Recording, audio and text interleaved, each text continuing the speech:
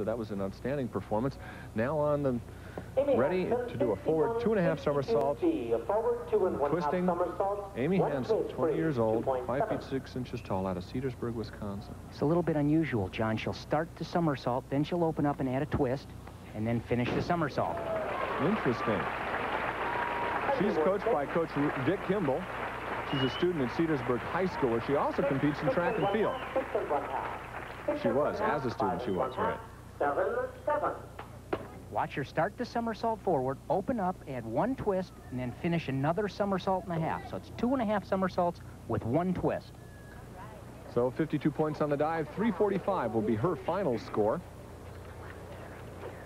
That's the end of the competition here at the U.S. Olympic Festival for her. Next up, Sue Krabari. In fact, Sue is in our top 3 spots right now. In fact, her teammate, Bonnie Pankoff, share little pet names for each other. Sue's called Sewage because she used the word edge, or the suffix edge. There's lots of signage around here. They got good scorage from the judges, so they started calling her Sewage.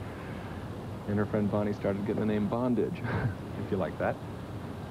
Sue is going to be doing an inward 2.5 somersault, tuck position. And right now, Sue and Bonnie are separated by 4/10 of a point. It's been jockeying back and forth for the entire field for that second place. And the door is open. We still don't know after that dive who can get second.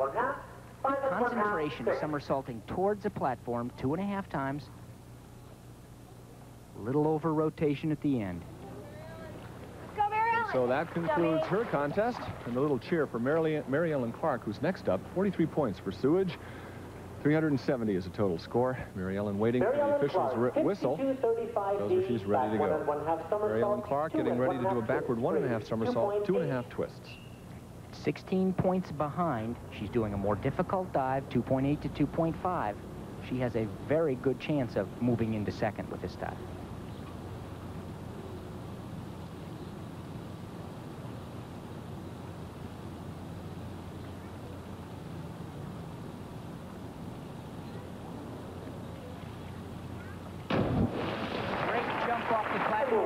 But she, like Sue Krabari, over-rotated the somersault. Again, you're going to see those 5.5s and 6s. I don't think the crowd's going to like that. They like to see a little higher scores from the judges, but indeed the judges scored as they see it and used the degree of difficulty to make 2.5 twists, and that just gives you an indication of how high up they are. You can see that over-rotation. So that concludes Mary Ellen Clark's diving contest here at the U.S. Olympic Festival. Next up, Kelly Hill, 18 years of age, out of Boca Raton, born in Columbus. She trains with the Mission Bay squad under the age group coach, Jeff Schaefer. Goes to Spanish River High School. She'll be graduating next year. An inward 2.5 somersault in pike position. Well, she's getting another training lesson from her teammate at Mission Bay, which is Michelle Mitchell. Everybody's learning from Michelle here. Michelle is more dominant in the women's event than Louganis was in the men's event earlier today. Well, Greg had his hands full. He had a great contest. Michelle is dominant today, one of the best women tower divers in the world, 1982 world champion, 1984 Olympic bronze medalist. Wendy Weiland has had shoulder surgery and is out and missing this competition. So Kelly Hill gets 7.5s, a couple of 6.5s from the judges. A good last dive for Kelly, just finishing the dive before she hit the water. So 58 points for her. 335 is her total as she gets a little bit of reassurance from Coach Ron O'Brien. Hi, Mom, to you. Darcy Dominic is next. Darcy is in 5th position going into this last round. 17 years of age, 5 feet 5 inches tall. She was a 1985 Junior Olympic champion on the 3 and the 10-meter event. She's also into gymnastics and cheerleading in high school. This will be her final dive. Another youngster in the competition. Backward 1.5 somersault, 3 twists. Right straight in, a lot of splash on the entry. So she's done several of the elements right. Take off, an okay jump. The dive in the air, which she performed very accurately, right straight up and down. Last thing the judges see is the entry. She had a lot of splash. They take off considerably for that. Well, Darcy Dominic can be pleased with her performance here at the U.S. Olympic Festival. We'll be back with more action, women's 10-meter. Don't go away. Lisa Truxker, 105B.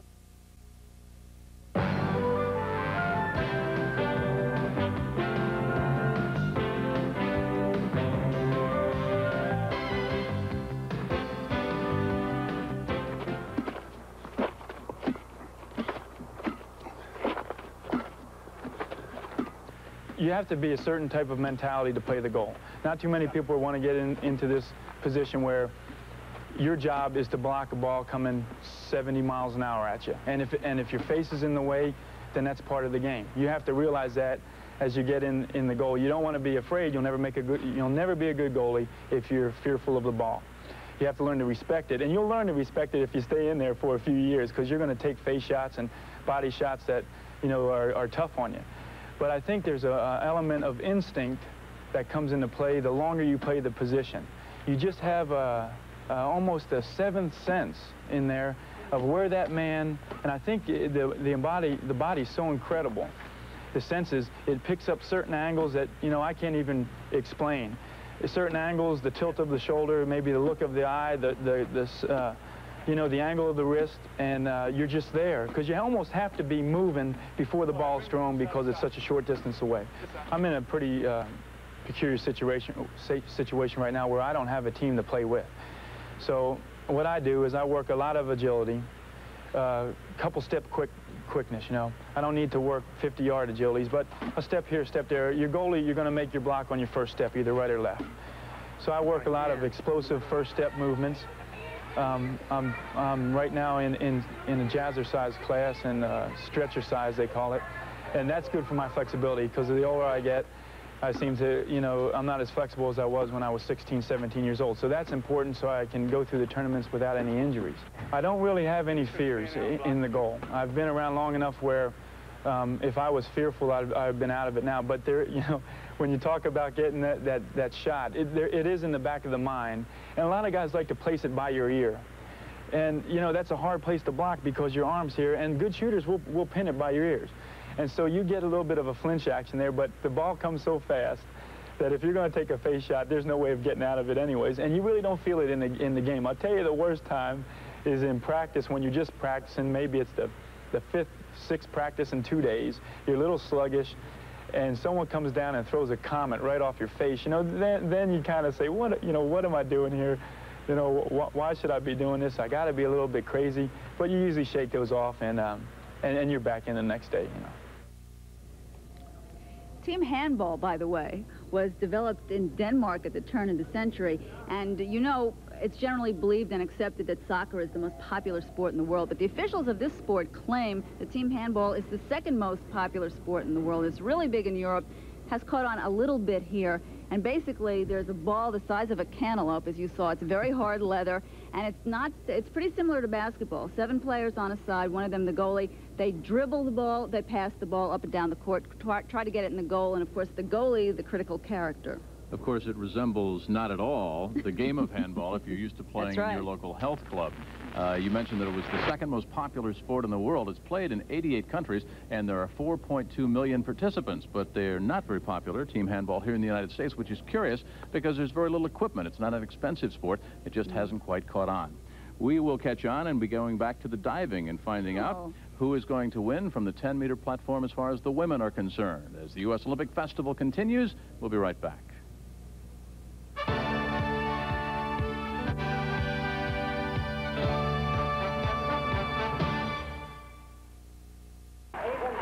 We are back at the Candler Swim Club for the final round of women's 10-meter platform diving.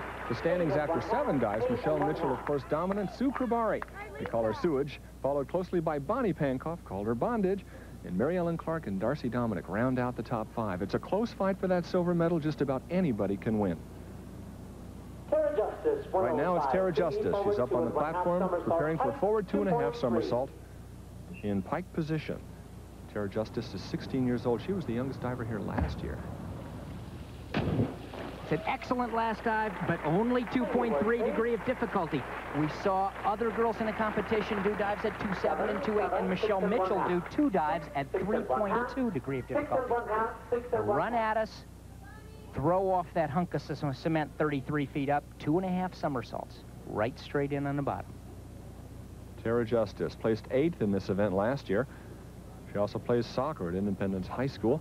Next up, Bonnie Pankoff, a fun gal, loves to play with a lot of people. She's 3rd after 7 dives. She's certainly in medal contention. She's going for her final dive, an inward 2.5 somersault in pike position, 2.8 degree of difficulty.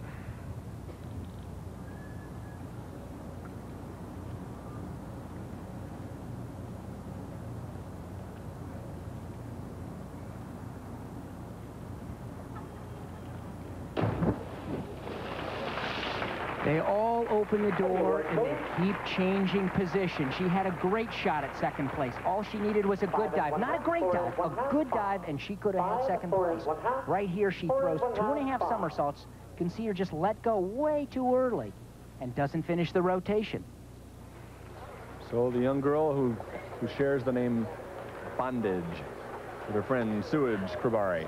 They're a fun-loving couple and seem to have enjoyed their performance. Unfortunately, that last dive wasn't quite up what to her expectations might have been. Jenna Weiss, however, is coming on strong with her final 2 dives. Her last dive was pretty solid. She's got a ways to go, though. 15 years old. Born in Washington, D.C. She trains down in Boca Raton. She's training with Ron O'Brien, who's a diving coach at Mission Bay, who is also Michelle Mitchell's diving coach.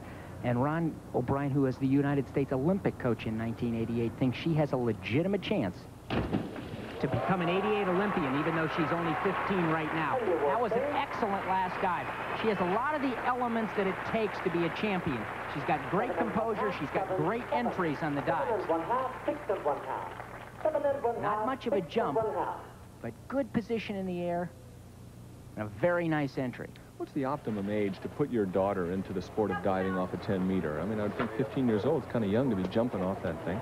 Well, they start them training not right away up on 10-meter at 4, 5, 6, and 7 years old. But that's on springboard. They move into the platform later on, usually 10, 11, and 12, before they even get up to the intermediate platform levels. And that's the place that they compete at in the age group competitions. This is the final dive, the belle of the ball, Michelle Mitchell. Forward 3.5 somersaults in tuck. Great list. She may have her own personal best record on this particular performance. And so Michelle Mitchell, after 8 consecutive solid dives, receives a standing ovation from members of this crowd that sold out. We've got about 3,000 people here. Outstanding performance for Michelle Mitchell. Uncontested, she's getting 8s and a halves, 4 scores of 9 from the judges, 71 dives, 476 points. That is a sports festival record. Indeed, it might even be her personal best time, and you can see her performance pleases even her. Coach Ron O'Brien, big hug and a kiss. The man who guides her along the way. Michelle Mitchell with a new Olympic Festival record, silver medal at this event at the Olympics in Los Angeles. She got the gold medal in this event the last 2 years, 85 and 86. She was gold medalist, so this is the hat trick, 3 in a row in between Olympics from Michelle Mitchell. Let's take a look at that last dive one more time. Forward 3.5 somersaults. Watch how aggressive she is. She pounds the end of the tower. Great jump, nearly 2 somersaults above the platform. Perfectly straight in on the finish. Coming at you, 3.5 somersaults.